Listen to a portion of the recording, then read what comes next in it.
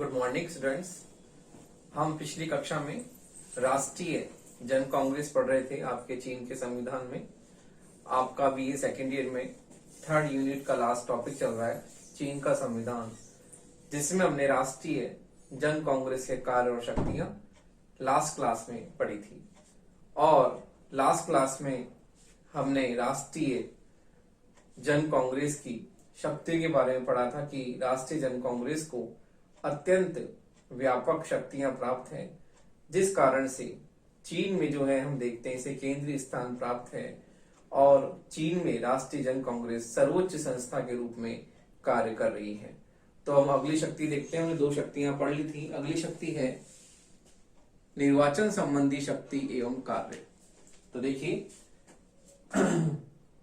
राष्ट्रीय जन कांग्रेस की अगली शक्ति है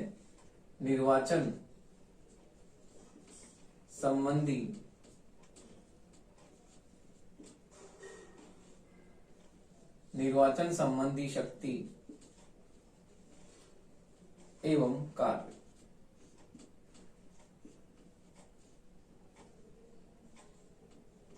तो देखिए निर्वाचन संबंधी शक्ति एवं कार्य में हम देखते हैं कि राष्ट्रीय जन कांग्रेस की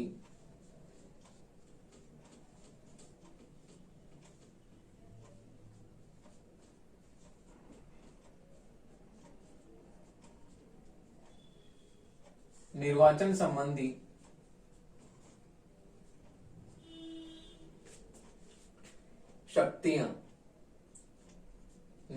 संबंधी शक्तियां एवं कार्य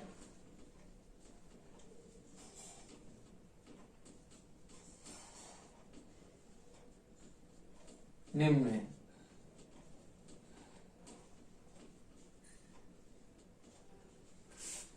तो देखिए पहली शक्ति है कि निर्वाचन के बाद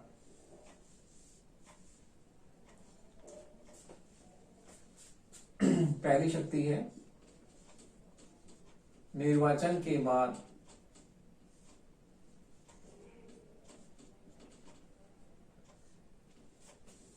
नई निर्मित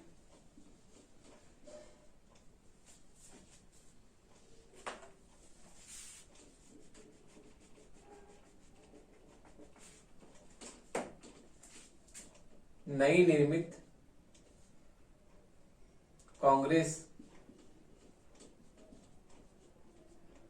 अपनी शुरुआती बैठकों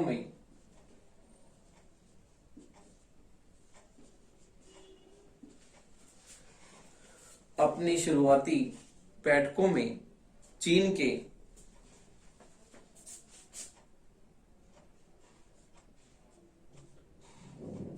जनवादी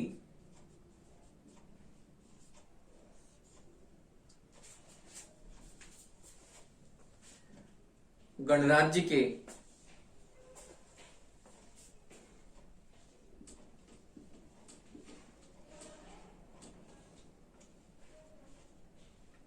राष्ट्रपति तथा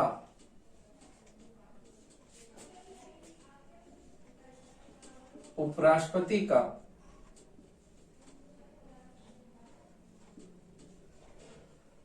चुनाव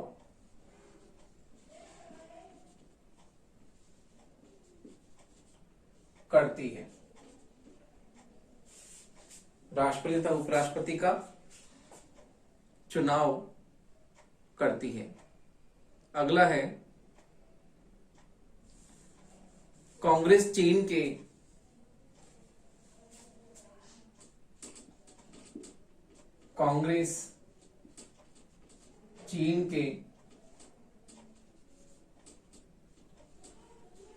सर्वोच्च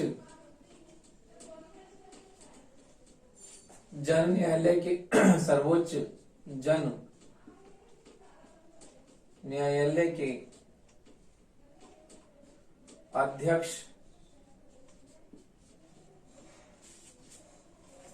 के अध्यक्ष कौमा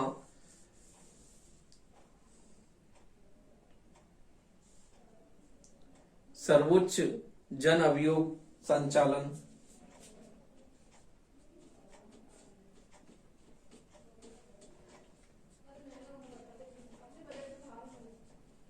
जन अभियोग संचालन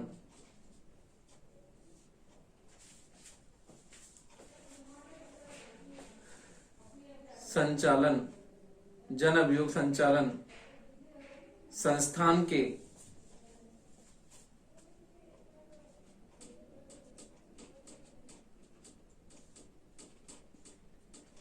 मुख्य अभियोग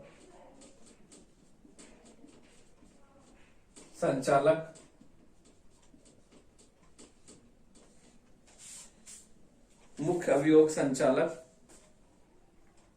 तथा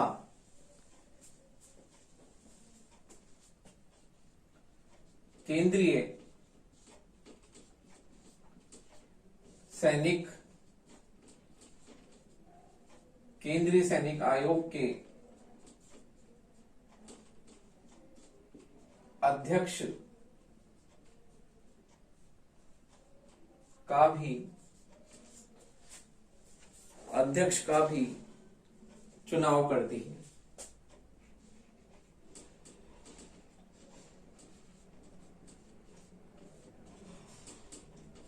तो देखिए, इस प्रकार से निर्वाचन संबंधी शक्तियां एवं कार्य में हम देखते हैं कि राष्ट्रीय जन कांग्रेस किस प्रकार से जो है वो अपनी शुरुआती बैठकों में चीन के जनवादी गणराज्य के राष्ट्रपति तथा उपराष्ट्रपति का चुनाव करती है। फिर कांग्रेस चीन के सर्वोच्च जन न्यायालय के अध्यक्ष, सर्वोच्च जन अभियोग संचालन संस्थान के मुख्य अभियोग संचालक तथा केंद्रीय सैनिक आयोग के अध्यक्ष का भी चुनाव करती है। तो इस प्रकार से कांग्रेस जो है सर्वोच्च चीन के जो पदाधिकारी हैं उन पदाधिकारियों का निर्वाचन करती है। अगली शक्ति हम देखते हैं कि चयन संबंधी शक्ति एवं कार्य।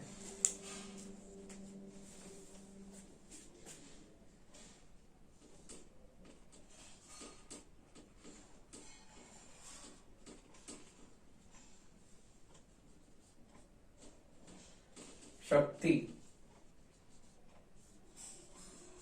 एवं कार्य।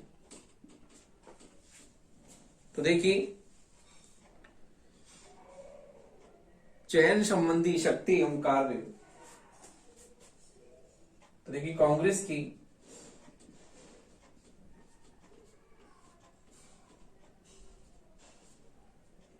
चयन संबंधी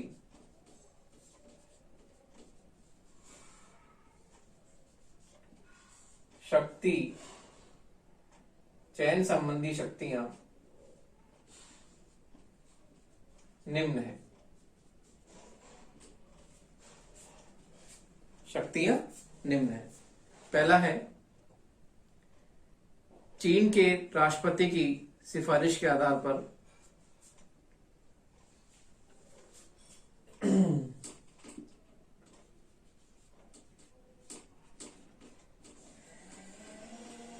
राष्ट्रपति की सिफारिश के आधार पर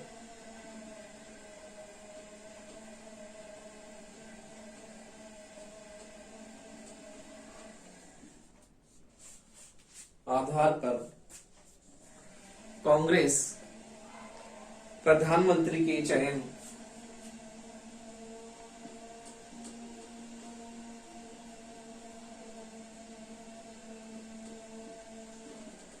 मंत्री के चयन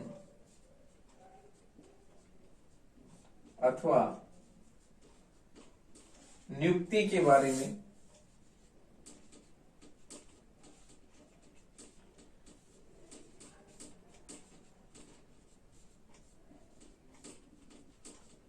निर्णय लेती है, निर्णय लेती है। अगला है चीन के प्रधानमंत्री की सिफारिश के आधार पर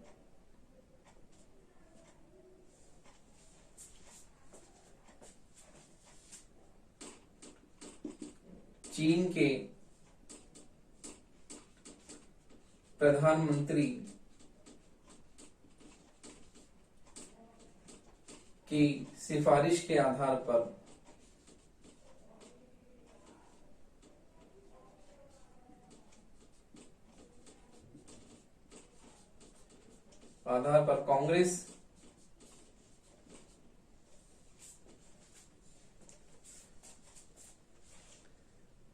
कांग्रेस उप प्रधानमंत्री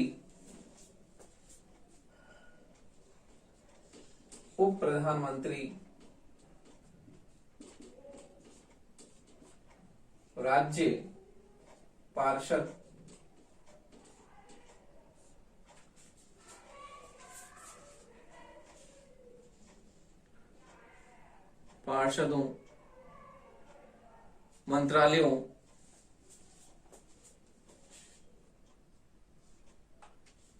मंत्रालयों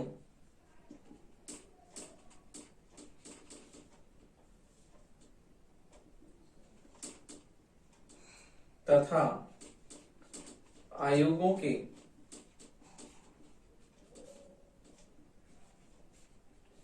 प्रभारी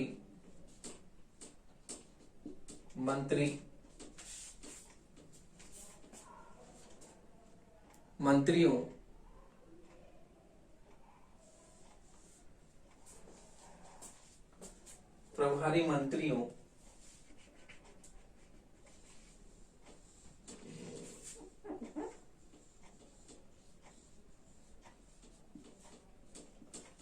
आदि के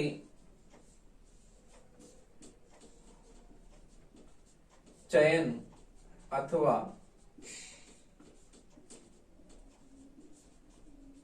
नियुक्ति के बारे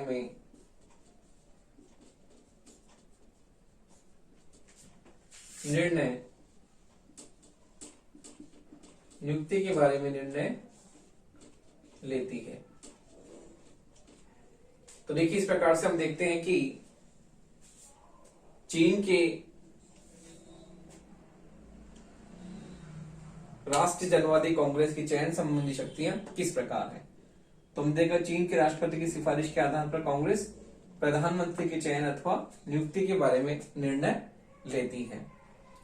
फिर है चीन के प्रधानमंत्री की सिफारिश के आधार पर कांग्रेस उप प्रधानमंत्री राज्य पार्षदों मंत्रालयों तथा आयोगों के प्रभारी मंत्रियों आदि के चयन अथवा नियुक्ति के बारे में निर्णय लेती है। तो इस प्रकार से हम देखते हैं कि कांग्रेस को जिस प्रकार निर्वाचन के संबंध में उसे शक्तियां प्राप्त है, उसी प्रकार से चयन और नियुक्ति के संबंध में उसे महत्वपूर्ण शक्तियां प्राप्त हैं।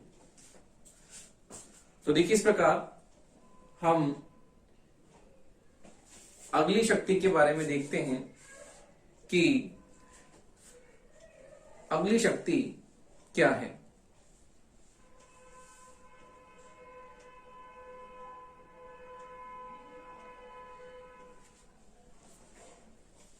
देखिए, अगली शक्ति है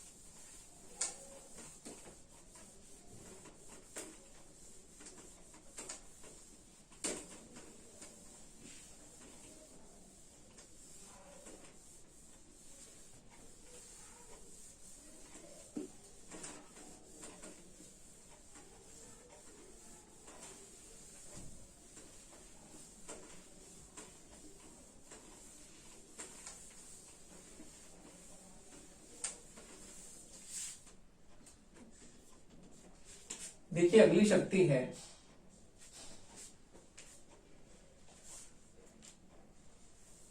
पदच्युति संबंधी शक्ति।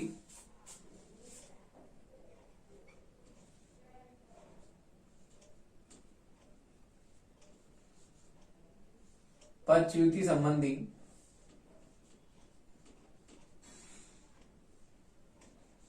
शक्ति एवं कार्य।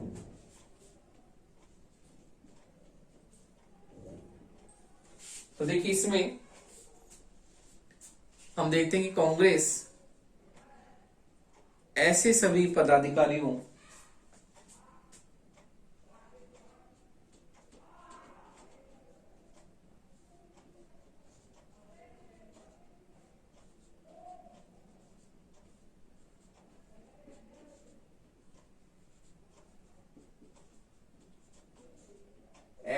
पदाधिकारियों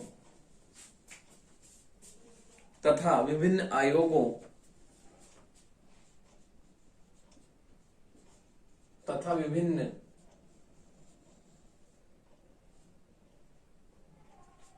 आयोगों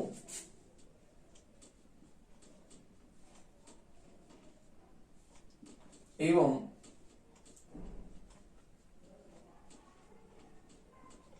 अभिकरणों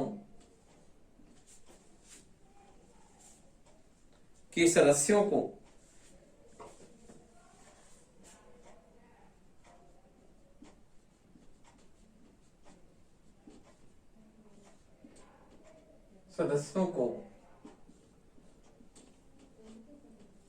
सदस्यों को उनके अपने पद से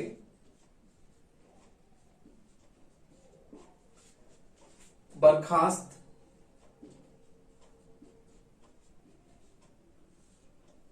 उन सदस्यों को उनके अपने पद से बर्खास्त करने की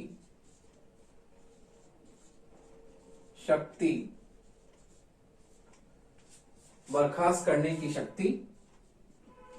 प्राप्त है।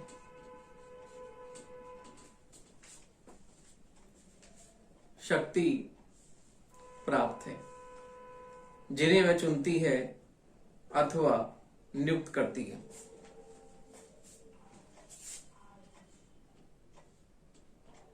जिन्हें वह चुनती है अथवा नियुक्त करती है।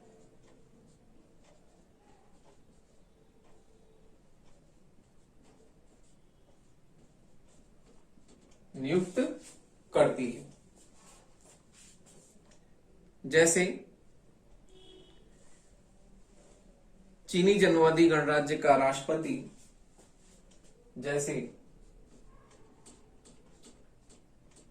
चीनी जनवादी राज्य का राष्ट्रपति,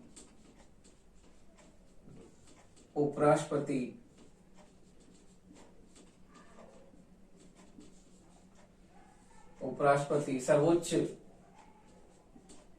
न्यायालय,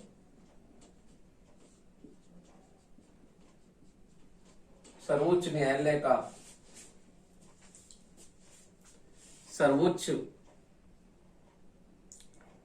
का अध्यक्ष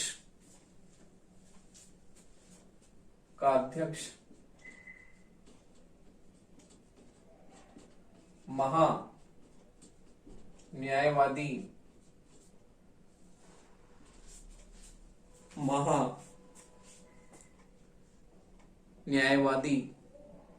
केंद्रीय सैनिक आयोग का अध्यक्ष,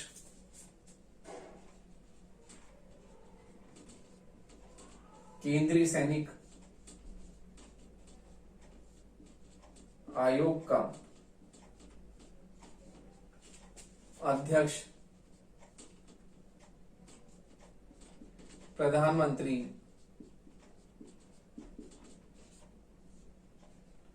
उप प्रधानमंत्री, आदि। तो देखिए इस प्रकार कांग्रेस को पदच्युति संबंधी शक्ति एवं कार्य भी प्राप्त है कि कांग्रेस जो है जिन पदाधिकारियों को वह चुनती है, नियुक्त करती है, उन्हें अपने पद से हटा भी सकती है। जैसे कि चीन के जन्मादि गणराज्य का राष्ट्रपति, उपराष्ट्रपति, सर्वोच्च न्यायालय का अध्यक्ष, माननीयवादी केंद्रीय सैनिक आयोग का अध्यक्ष, प्रधानमंत्री, प्रधानमंत्री और अन्य जो है सर्वोच्च पदाधिकारी हैं, उनको चीन की राष्ट्रीय जनवादी कांग्रेस अपने पद से हटाने की शक्ति भी रखती है कि वह जिनको नियुक्त या जिनको निर्वाचित करती है उन लोगों को वह अपने पद से हटा भी सकती है। तो देखिए अगली शक्ति हम देखते हैं कार्यपालिका संबंधी शक्ति एवं कार्य।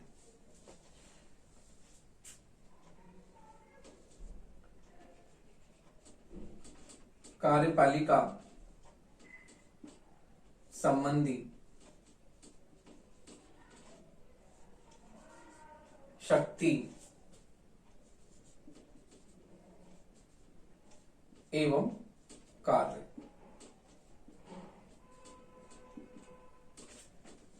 कांग्रेस की कार्यपालिका संबंधी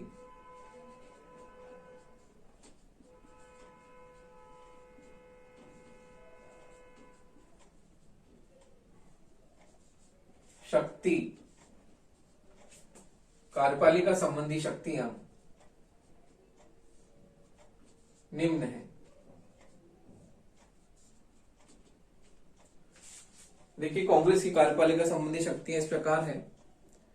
पहली है कांग्रेस चीनी गणराज्य के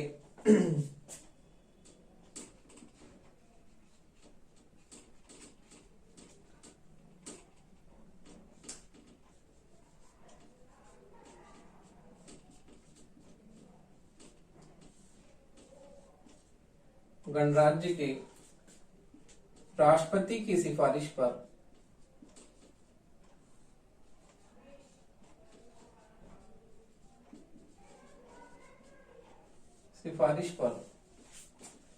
प्रधानमंत्री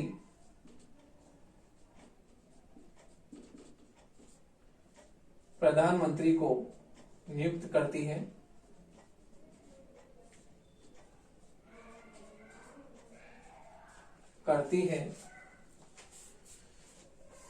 तथा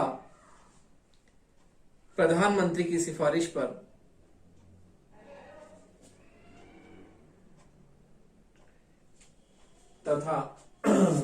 प्रधानमंत्री की सिफारिश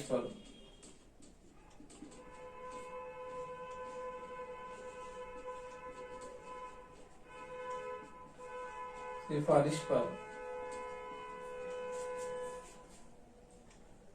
कुछ उप प्रधानमंत्री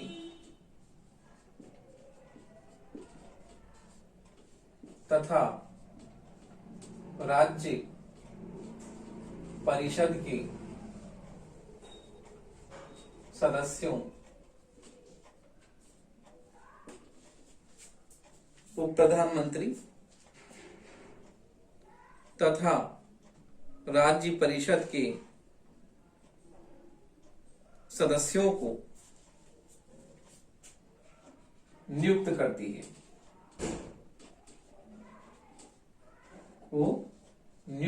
है, अगला पॉइंट है संविधान के अनुसार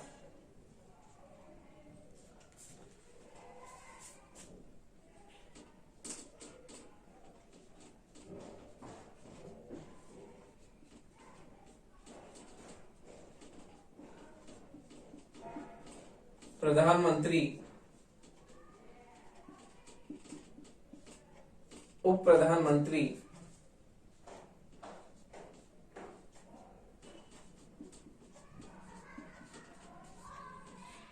राज्य परिषद के सदस्य कांग्रेस के प्रति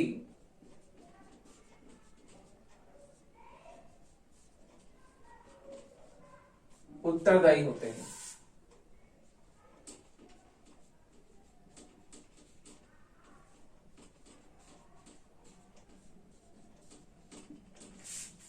कांग्रेस के प्रति उत्तरदायी होते हैं। अतः कांग्रेस के सदस्य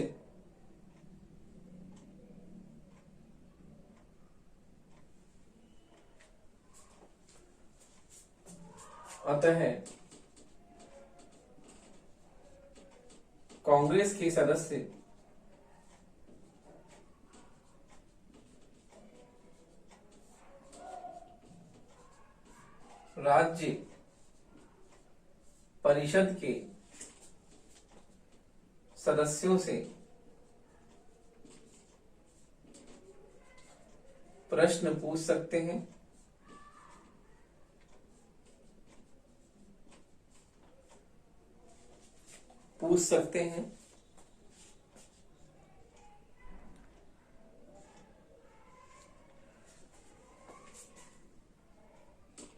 और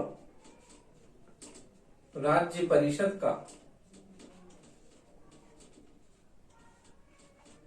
यह दायित्व है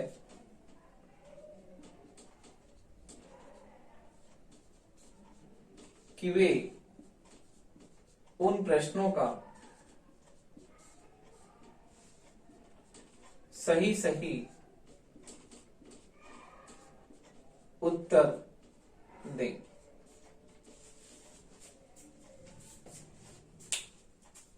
तो देखिए, उनका पूर्ण दायित्व है कि वो उन प्रश्नों का सही सही उत्तर जो है कांग्रेस को दे। तो देखिए, इस प्रकार हम देखते हैं कि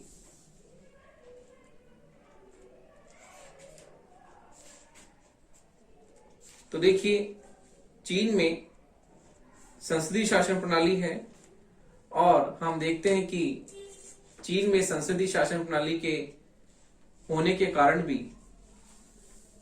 कांग्रेस के प्रति राज्य परिषद के उत्तरदायित्व में हम विशेषताएं देखते हैं कि किस प्रकार चीन में कांग्रेस के प्रति राज्य परिषद जो है सामूहिक रूप से उत्तरदायी नहीं है। जो कि हम संसदीय शासन में देखते हैं कि मंत्रिमंडल सामूहिक रूप से उत्तरदायी होता है, जबकि राज्य परिषद जो कि मंत्रिमंडल है चीन का, वो कांग्रेस के प्रति सामूहिक रूप से उत्तरदायी नहीं है।